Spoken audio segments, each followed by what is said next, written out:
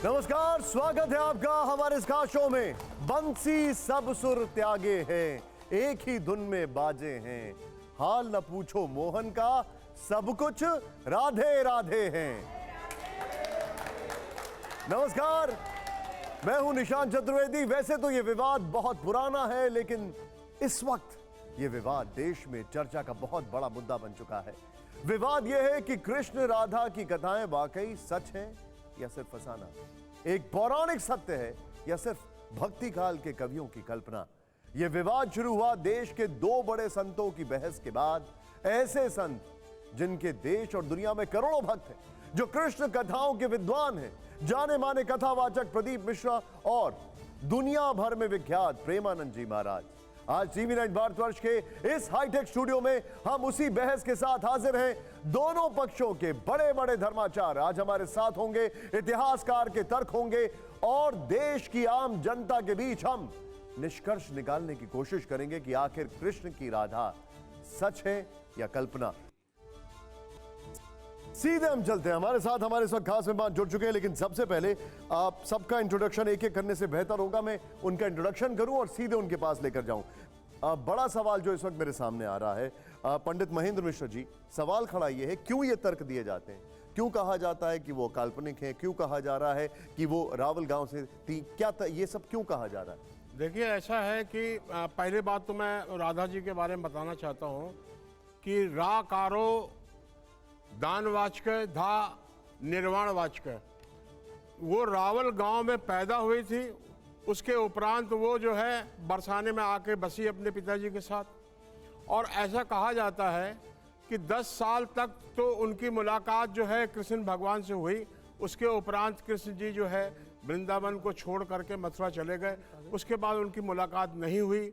और ये एक बात और मैं कहना चाहता हूँ कि उनकी शादी जो है कृष्ण भगवान से नहीं हुई थी, और ये बात कहीं पे भी नहीं है। जितने भी प्रमुख मंदिर हैं देश के, जितने यहाँ तक कि जो द्वारकाधीश मंदिर है, जो प्रमुख मंदिर है हमारे मथुरा जी में, वहाँ पे भी जो है राधा जी की मूर्ति नहीं है। और ये हमारे जो है उड़ीसा का जो मंदिर, वहाँ पे भी राधा जी की मूर्ति नहीं है। दक्षिण के बहुत सारे जो है मंदिर है, वहाँ पे भी राधा जी की मूर्ति। लेकिन क्या आप ये कहते हैं, आप बहुत बड़ी बात कह रहे हैं कि उनका उनसे कोई विवाह नहीं हुआ था, लेकिन आप क्या ये भी मानते हैं कि वो एक काल्पनिक थी? ऐसा कई लोग, कई साहित्यकारों ने कहा। जी नहीं, ऐसा बहुत सारे जगह कहा गया है कि उनकी शादी हुई थी, लेकिन ये है कि आत्मिक रूप से वो मानती थी। वो उनके रिश्ते में जो है उनकी जो है मामी लगती थी, और वो जो उनकी मामी थी वो यशोदा के भाई के साथ उनकी विवाह हुआ था। उसके पीछे भी एक बहुत बड़ी कहानी है। आपने ये कहा कि पहले तो वो शादी नहीं हुई, और दूसरा आपने कहा कि वो कृष्ण की मामी थी, इसका क्या आधार है? जी नहीं, वो आधार है उसमें जो है, उसमें ब्रह्मवेद पुराण में कहा गया है, उसमें लिखा भी है, और उसमें उसके अंदर कहा गया है कि उनकी शादी जो है वो जो है हुई थी, जो है आप जो बता रहे हैं ब्रह्मवत्र आयान से हुई थी। लेकिन उसी में ये भी कहा गया कि उनकी शादी भी हुई थी, लेकिन ये आयान जो थे वो जो है कंस के जो है वो सैनिक थे। तो अब आपने जिस पुराण का जिक्र किया है वो पुराण वहां पर रखा हुआ है। हमारे साथ डॉक्टर हरि मोहन गोस्वामी जी हैं। आपका जो इन्होंने अभी तक बोला है, इनका ये कहना है, पहला कि शादी नहीं हुई थी, दूसरा वो उनकी मामी थी। जिस पुराण का ये जिक्र कर रहे हैं वो पुराण आपके पास में देख रहा हूं। देखिए, मैं आपको पहले सबसे प्रमाणिक ग्रंथ हमारे यहाँ गीता है। गीता से सिद्ध करके भगवान श्री कृष्ण कहते हैं, कीर्ति श्रीवाच नारीणाम स्मृत मेधा धृति क्षमा। श्री का अर्थ श्री जी है। ब्रज में भी आप जाओगे तो राधा रानी मंदिर नहीं कहेंगे बरसाना में, श्री जी का मंदिर कहेंगे, ये प्रसिद्ध है। दूसरी बात, राधा रानी बरसाने की थी, बरसाने की हैं, बरसाना में ही रहती हैं, आज भी उनकी सत्ता विद्यमान है। कलयुग में अनेकों भक्तों के द्वारा किशोरी जी के दर्शन प्राप्त हुए हैं। उसमें गुलाब सखी प्रसिद्ध है, बरसाना जाइए, जिस गुलाब सखी की जो मुसलमान होते हुए भी किशोरी जी के यहाँ यंत्र बजाता था, उसको दर्शन किशोरी जी ने दिए, ये सत्ता विद्यमान है। और आपको मैं बताऊं, अनया राधितो नूनम भगवान हरिश्वर, भागवत जी कहती हैं, और राध साध्य संसिद्धौ धातु से पाणिनीय जी स्वयं अपने सूत्र में व्याकरण सिद्धांत से स्पष्ट करते हैं।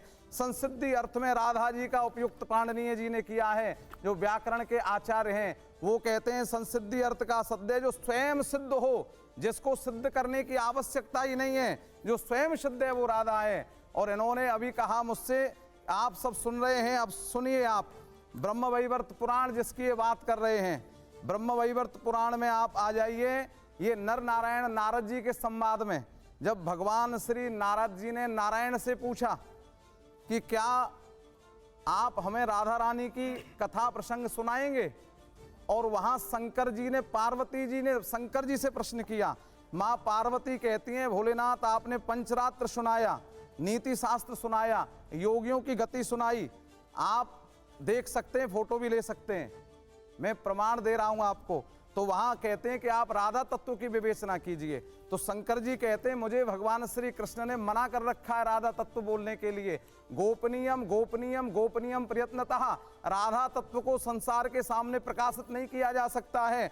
इसलिए महेश्वरी, मैं पहले भगवान से प्रार्थना करके आज्ञा ले लेना चाहता हूं। तब भगवान श्री कृष्ण ने आज्ञा दी कि क्योंकि पार्वती भोलेनाथ आपके आधे अंग की स्वामिनी है, अर्धांगिनी है, इसलिए आप इनको किशोरी जी की कथा श्रवण करा सकते हैं। तो उसी अध्याय में क्या भगवान, आप ये बता सकते हैं कि ब्रह्म वैवर्त पुराण कब लिखा गया? ब्रह्म वैवर्त ये सब द्वापर के युग, महर्षि, ये 5000 वर्ष से पहले हैं सब, क्योंकि ये ब्रह्म वैवर्त पुराण लेकिन जितने बहुत भागवत जी का पंडित भी, हजारी प्रसाद द्विवेदी और कई सारे विद्वानों का यह कहना है कि यह पहली शताब्दी के आसपास लिखा गया। नहीं, ये सब पहले हैं, कहने से उनके कुछ नहीं होता, क्योंकि प्रमाण में आपको दे रहा हूं। सुखदेव जी भागवत में वर्णन करते हैं, द्वापर आदौ, द्वापर के आदि में मैंने भगवान वेद व्यास जी से भागवत पढ़ी। लेकिन देखिए